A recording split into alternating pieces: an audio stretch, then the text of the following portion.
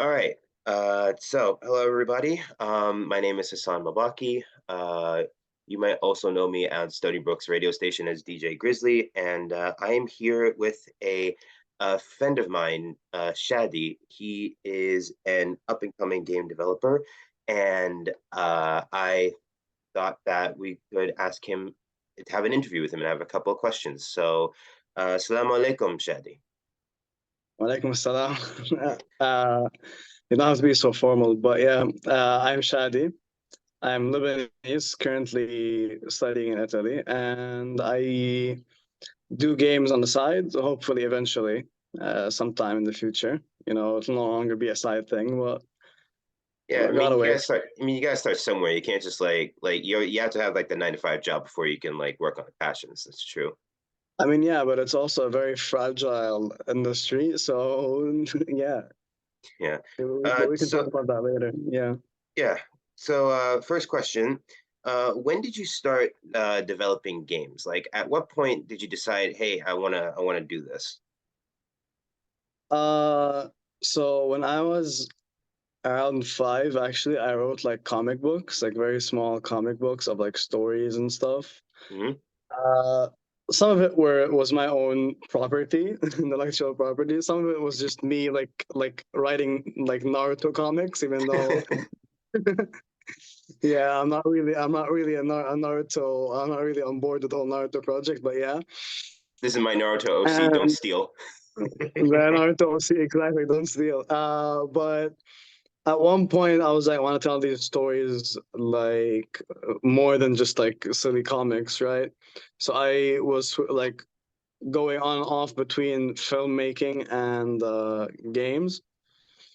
And then one day I was like, I'd rather people experience these stories rather than just watch them. So I want them to create their own stories in my world, except instead of me telling the whole story, right? Hmm. So that's when I wanted game development. Around 14, I learned how to code and I started trying. And then when I got into university, that was when I like went, like full on with, yeah, because before I just made small projects, really, like very small projects. And then during university, I was like, let me just try my hand at releasing my first game. Hmm. And 3 years later, I did it. It took more time than it should, but Yeah. uh, got there. That's what matters. That's what matters. So I'm guessing that really helps answer the next question that I have for you. Like, what inspired you to like give you that passion for developing games? I'm guessing it was like the Naruto stuff. And It was the comics. The comics also had original stuff mhm. that I will say have become out of scope for one person to make. So that's why you haven't seen anything of it yet. But hopefully sometime in the future. I'm optimistic. I'm optimistic. At least one of these stories will be told. They're pretty cool stories from the people I've like told. you know. But yeah, it was also other games inspired me. So by the time I started like writing them, I also started playing games. And I was a big Sonic addict. I'm pretty sure you know that because you're like as a friend, I'm pretty sure you know that. Mhm. And Minecraft and Skyrim, I'd say these four things, the comics, Minecraft and Skyrim and Sonic, are the things that Mhm. pushed my inspiration, I'd say. Mhm. So yeah, your favorite game slash franchise would be like the Sonic series and probably the Elder Scrolls series. I Yes, but I don't know about favorite because it's like a conflict of three different franchises, Hmm. which is like the Persona one, Sonic, and the Elder Scrolls, and they all just kind of mush together. So I don't It's know. like I can't. they're all fighting for a number one, basically. Yeah, exactly. I can't pick number one. You have to put a gun to my head, like for me to pick one. It's pretty difficult for me to pick one, I'd say. Yeah. So next question. Are you in indie developing or do you have a team? So my last game was just me, and it was my friend who does music, who joined by the time the coding was finished. At that point I was just coding the music in. But for this game, I have well had uh, like a 4 or 5 person team, but then someone had to kind of like take a more backseat role. So like they're still in the project, but not as actively as they were before. So now I expanded to like a 3 person team, which is me again, that same musician friend, and a third person who's helping me write the story. Because if you know, my last game did not really have a story, but Hmm. I wanted to tell a story, but I was not very advanced in my coding and storytelling and stuff. So Right. yeah. So how if you since you like have a team, two quick questions. One, does this team have a name? And also, how did it end up forming? Yeah, we have a name. Again, it's not an officially registered name because we're not really a company now. We're just kind of like a lot of hobbyists that are hoping to someday make it. It's called Zero Crossing Studios. The studios is a very, like studios, Yeah, but studio in air but yeah, quotes. yeah, studio in air quotes, exactly. Because if we want to be professional, you gotta sound professional. Fake it until you make it. Yeah. Eventually, eventually. But yeah, the team was kind of like, again, it was me, and then I met this musician guy through a friend. At the beginning, I was a very like strictly business thing, but then we noticed we had a lot of like we crossed in a lot of topics. I don't know how to say it in English exactly, but You yeah, both had like the and same interests, basically. yeah, we have very similar interests. So, and he liked the vision I had because I gave him the full vision. Like right now, whatever people see, they see, game by game, released video by released video. They never see the whole vision I have for, you know, my next game development years, 10 years going forward. For example, it's Hmm. not that specific, but there's a plan. There's a Hmm. plan. So that's when it kind of became more like a friendship thing. And the third guy, I kind of advise. I actually like know him personally before, and I know that he also wrote a book. And my friend wanted to write a visual novel game, so I kind of like, how do you say? I kind of like referred them and like referred that writer friend to the person who's trying to make a game. Hmm. And one day I was looking for narrative designers because I needed help with my own story. And then I was like, hey, if I referred him, then then why don't I just ask him to work on my project as well? If he could, of course, because one thing, as a team leader, I am not very strict. I always meet deadlines when I have them, but I don't meet them in a very like I don't push people because again, they're not really working for me. Right. It's kind of like a So you don't follow that like crunch time mentality, which is could be seen as destructive. yeah, but I also don't have a lot of pressure. I kind of like work around the team, Right. because again, they're not getting paid. Like most of them, are not getting paid for this, and if they're getting paid, they're getting paid barely anything for the work they should get paid for. Hmm. So I don't really pressure them. If I did, I would have solid deadlines. But again, it's just a bunch of like hobbyists and semi professionals in their field. Like my artist friend is like traveling the world right now, playing music around the world. I'm not gonna tell him stop what you're doing, make a song for me, even Right. though you're very busy traveling to these different countries and playing in these different venues. So So yeah, it's like the development process. It's like so it's lenient. It's a lenient process. It could be more lenient and it could be more strict, but I feel like if it's more lenient, we'll never reach deadlines, and if it's more strict, the whole passion for the project will just instantaneously die. And maybe for corporate companies, it's fine. I don't know. Like I'm guessing because you're paying these people and these people's lives depend on finishing this project. Mhm.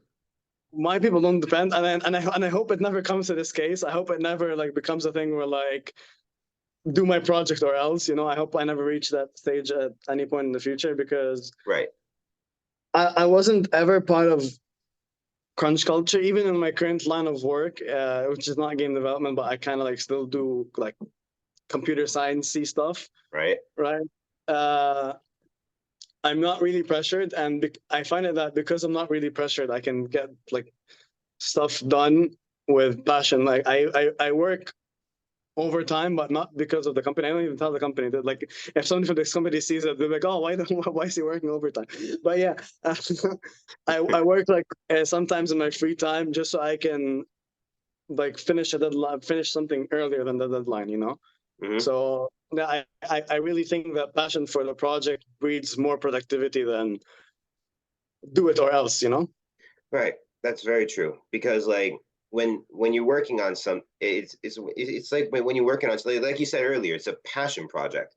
When you work on something that's like a passion project, you want to give it time and love and all that kind of stuff to make sure it's the best like project that it can be. Because if you just like crunch, it's just gonna be like stale. It's not gonna like be the best that it can be. Again, I've never worked in a like AAA studio, so I don't really know how accurate the thing I'm saying is. I'm still a young person, both in age and in, well, I like to think in age, and in like what do you say, like professional work experience. Like I just released my first game like last year, right? Hmm. 6 months ago. Okay, yeah, but there's more to me to learn about this world and this industry. It's not like I don't firmly believe in everything I say. It's kind of just like a guideline. Right. That's true. And guidelines can change the more you experience life and stuff like that. But that's why like that's what I currently think it is. That's true. Because as I've seen, like from, I'm pretty sure if you heard when Larian Studios published Baldur's Gate, Hmm. people rushed to attack other developers by saying that, oh, well, like the developers defended themselves by saying, "Oh, this is not industry standard. Don't expect games of this quality," right? Which, in hindsight, could have been phrased better, Yeah. but that's why everyone kind of like attacked the people in the game industry.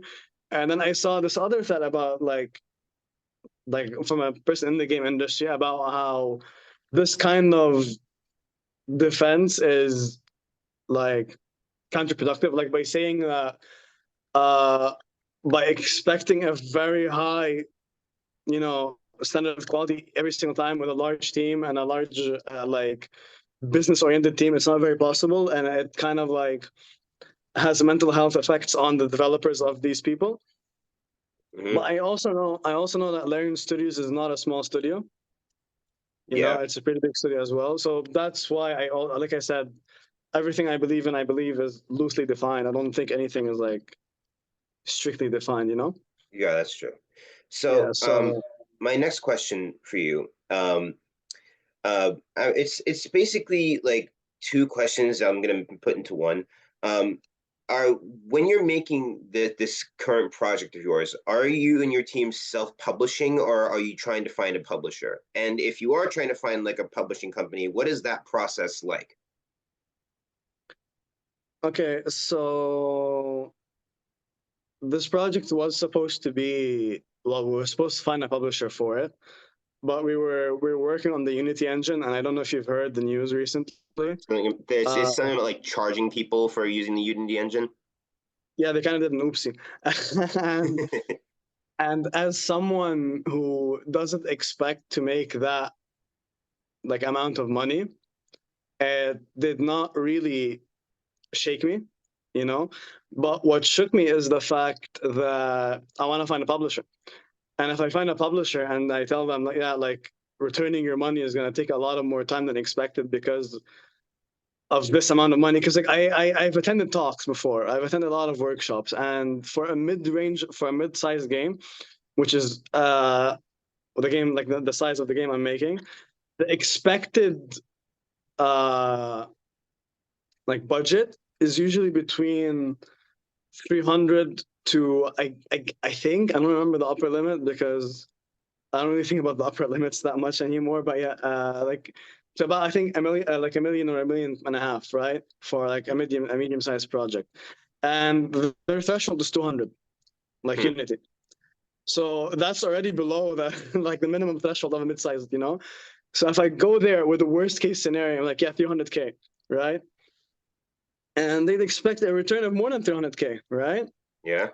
If people are losing, like if the studio is like not earning as much per installment of the game, it's gonna be difficult. And I'm pretty sure I've seen a lot of loopholes around Unity's like decision. Like I've seen how through one account you can have different like for example Steam, you can have different devices on one Steam account.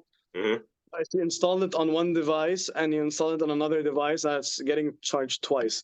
So you could say someone who has like a virtual machine, like many Right. virtual machines, just spams installments and boom, you know, and Yeah. that's a lot of money being taken with a lot of with not any money, not a lot of any money, with not any money being given back. Huh. So to be fair to them, they did tackle other suspicions, but I still think this one suspicion is like a big thing. But again, I'm just an observer for now. Right. For now, I'm using another engine to kind of recreate my game until until this thing is more, like cleared up more, because you got to be ready for everything, you know, Yeah. especially as someone who wants to make a name for themselves, who wants to reach that threshold, you know, because they said 10% of their users reach that threshold. I'm like, amazing. All right, I want to be part of that 10%. So just like not letting me, not like scaring me from that 10% is not good. It's not nice for anyone actually. Hmm. So yeah, I'm developing on this engine, a Godot engine that is open source, which means that they don't really ask for money from your game. Right. So yeah, I'm just developing and I'll see what happens. You know, be ready for anything basically. Sure. Yeah. Um, so next thing I want to ask, what is, like, we talked about, like, projects that you and your team are working on. So what is like the latest project that you and your team are currently working on? We're working on a detective RPG, Hmm. uh, which has inspirations drawn from many games actually. Uh, you know, I'm not just like a Sonic fan. I'm a Sega fan in general. Right. So I also have inspirations from there. I have a lot of ideas from Persona, which is now like a part of Sega IP. There's this whole calendar system that I like since I played Persona 5, I started noticing it in a lot more other games like Fire Emblem Three Houses and such. Hmm. So, and I found that it's a pretty good way to tell a narrative, like this calendar system. So it's in the game. Okay, the camera system, something very close to it, not exactly it, but very similar to Kirby. Hmm. And the overall aesthetic, I'd say, follows this Animal Crossing cute, like chibi characters, you know, Right. so cute little characters. And yeah, it's about well, you the character. My last game was called Coding Prodigy, and it was about a tournament called the Prodigy Tournament. Hmm. Well, in this game, we take a bigger like delve into the story and the world of this Prodigy Tournament.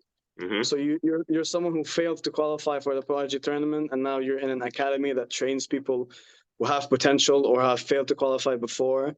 And this new country founded in an island, all right? Hmm. An island does not exist, the country doesn't exist. And the reason why this doesn't exist, so for example, if I want to make a villain, and I don't want to make someone from a real nationality a villain, you know, that's kind of antagonizing people. Yeah, that seems like it. Like, you don't, when you want to, if you want to make a villain, you don't want to like single out a single like country. That would Nationality, probably yeah, cause more exactly. problems. Yeah. Like, oh yeah, okay. So this American is the good guy. This Lebanese is the good guy. This South African is the good guy. Oh, but watch out for that Thai person. You know, it's yeah, it's not nice. It's genuinely not nice. So yeah, and through this, I'm hoping to tell a story. The original plan was to release one big game, not well, Hmm. medium-sized game. But now seeing with the whole Unity ordeal, Godot ordeal I just told you about, the it's being discussed, and we're not a company, not a corporate company, so NDAs don't exist. But I didn't want to talk about this, but you know, it's nice to just give insight basically. Right. had this idea of like splitting the game into episodes. Okay. So it's like you're taking a telltale approach, where it's just like they have the game and they like episode one, two, three, and four, and they'd Yeah, be released in certain times, you buy the game once, right? right? And also debatable uh, if the first episode will be free or not, or if there will be a demo and then the first episode is priced differently. Right. It's all still up in the air. But yeah, you buy the game, and as the game adds more episodes, your game automatically updates, and that way your progress is also carried. You know, like your progress in the game is also carried. The game itself just got bigger. Right. Right? But that also has its cons in which code needs to be more consistent. You can't really overwrite previous code that affect like variables that like people are already dependent on. It's a tricky situation. But yeah, this whole Unity thing kind of like It kind of put a spanner in your plans, basically. I wouldn't say in my plans. If you open Twitter between the day that the decision happened Uh-huh. and today, even honestly, it's still today. Like if I open now X or Twitter or whatever people call it right now, Right. uh, a lot of teams either just completely dumped Unity and they were like, "Yeah, we're not working with this company.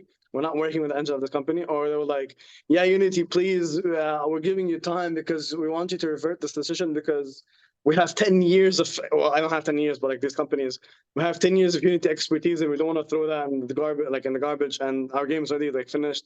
We wouldn't want to rewrite the whole thing."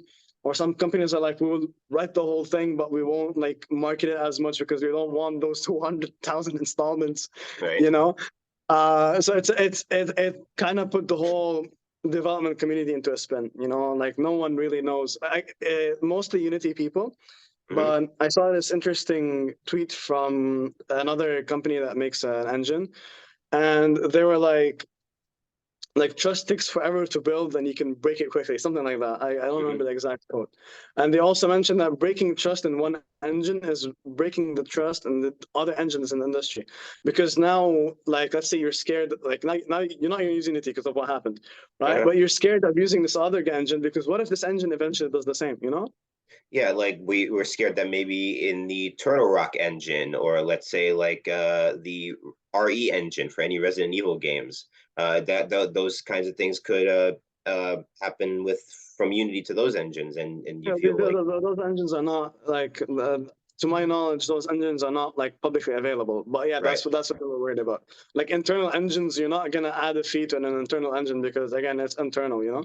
That's true. But but yeah, I think Resident Evil runs on Unreal Engine actually, but don't call me on that because I don't play a lot of Resident Evil games. Hmm. I'm sorry, Capcom, but yeah, it is what it is. So what's do you said that the last game that you made was called Codename Prodigy. What's the current one you're making right now? It's called New Hope Academy. Hmm. But if there's one thing you should know from the games industry or like game development in general, is that nothing has a stable name until the project is over. Right. You know, It uh, reminds me. It reminds me of like Untitled Goose Game. Like literally, the project name was called Untitled Goose Game, but everybody loved that title so much that they eventually just stuck with it.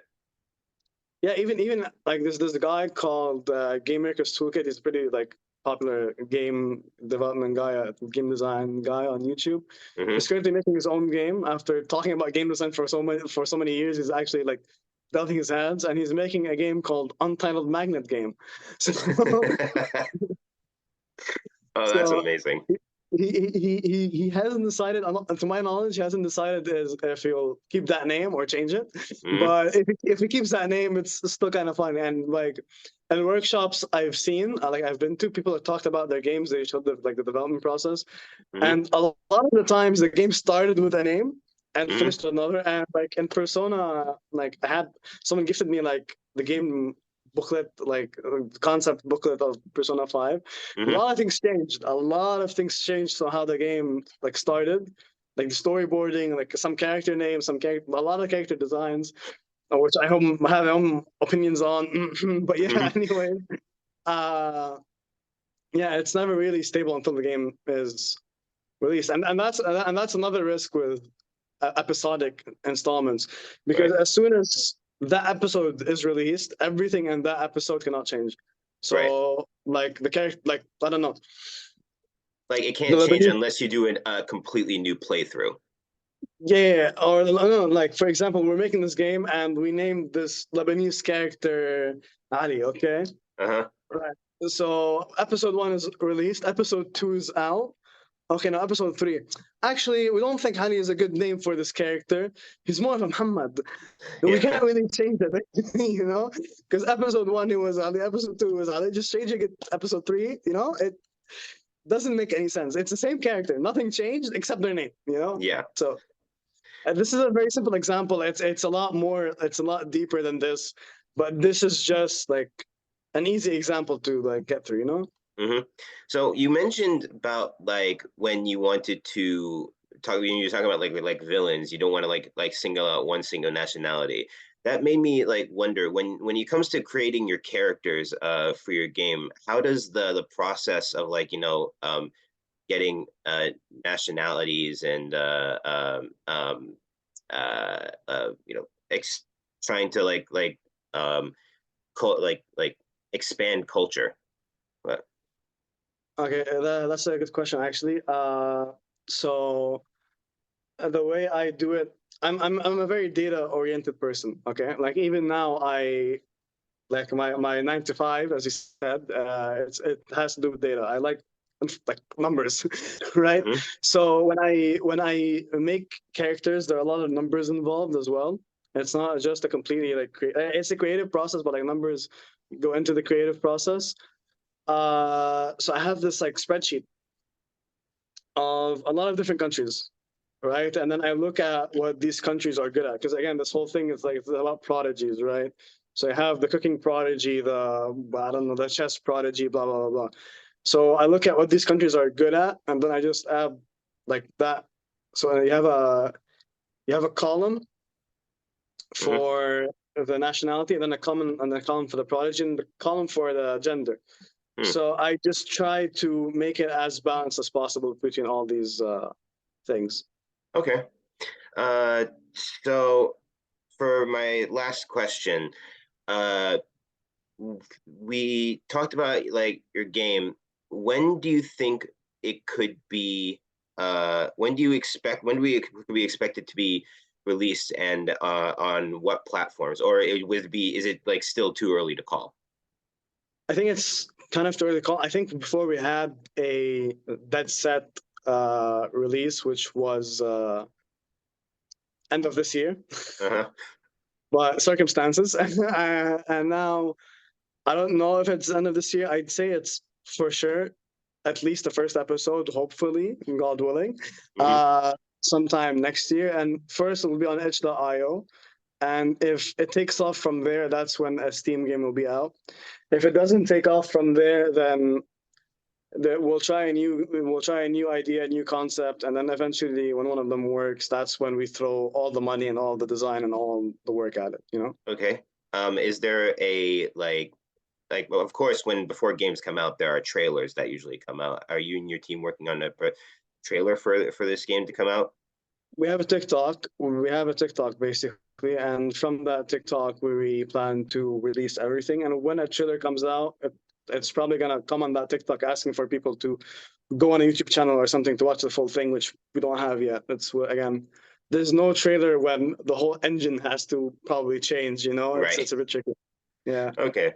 Well, hopefully things like will work out, and I wish you and your team the best of luck with this project. I bet it's going to be amazing. So thank you very Thank you much, so much. Shadi, for taking time to have an interview with me. And again, I hope everything works out in the project, my friend. Thank you Thank very you. much. Thank you for the chance to for the call. Thank you. No problem. All right.